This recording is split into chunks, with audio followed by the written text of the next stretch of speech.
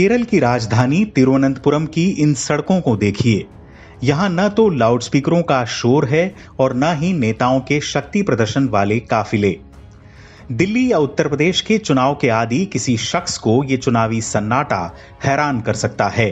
दरअसल केरल में राजनीति सड़कों से हटकर अब स्मार्टफोन के डेटा में समा गई है। उत्तर भारत के चुनाव में आपने कानफोड़ू शोर और जोरदार प्रचार देखा होगा, लेकिन दक्षिण का केरल इससे बिल्कुल जुदा है। यहाँ ना शोर है, ना भीड़भाड़ और ना ही चुनावी जुलूस। इसका कारण मतदाताओं की उदासीनता नहीं, बल्कि ये केरल की डिजिटल साक्षरता की कहानी बयां करता है। 90% से ज्यादा इंटरनेट पैठ वाले इस राज्य में अब चुनाव व्हाट्सएप ग्रुप्स, फेसबुक लाइव और इंस्टाग्राम की रील्स पर लड़ा जा रहा है। केरल का शिक्षित वोटर बहुत जागरूक है। उसे नारों से ज्यादा उम्मीदवार के रिकॉर्ड में दिलचस्पी है। It's 100% literate. केरल एक साक्षर राज्य है और यहाँ डिजिटल साक्षरता भी लगभग 100% है।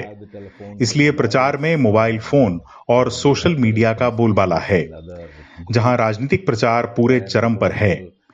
इसके अलावा अधिक तापमान भी एक कारण है कि सड़कों पर उतना चुनाव प्रचार नजर नहीं आ रहा। तिरुवनंतपुरम में पार्टियों के दफ्तर का माहौल भी किसी कंट्रोल सेंटर जैसा दिखता है, जहां डेटा एनालिटिक्स के जरिए तय किया जाता है कि किस वोटर समूह को किस तरह का संदेश भेजा जाना है। प्रत्याशी सीधे वीडियो कॉल या पर्सनलाइज्ड मैसेज का सहारा भी ले रहे हैं। पार्टियों ने हर बूथ के लिए समर्पित डिजिटल वॉरियर्स तैनात किए हैं।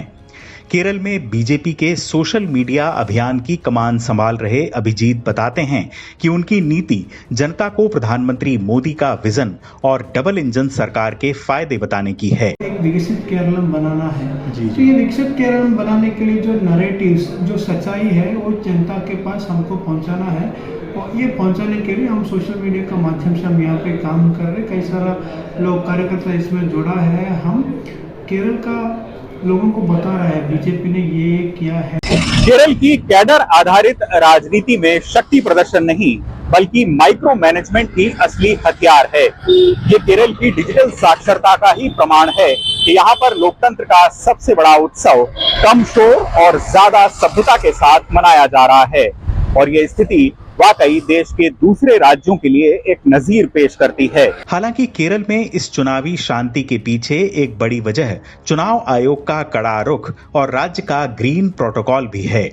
यहाँ प्लास्टिक और पीवीसी के विज्ञापनों और बैनर्स पर पाबंदी है।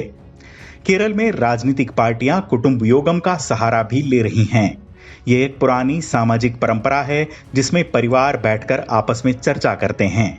अब पार्टियां भी इसी तरीके का इस्तेमाल कर रही हैं और घर घर जाकर अपनी विचारधारा समझा रही हैं।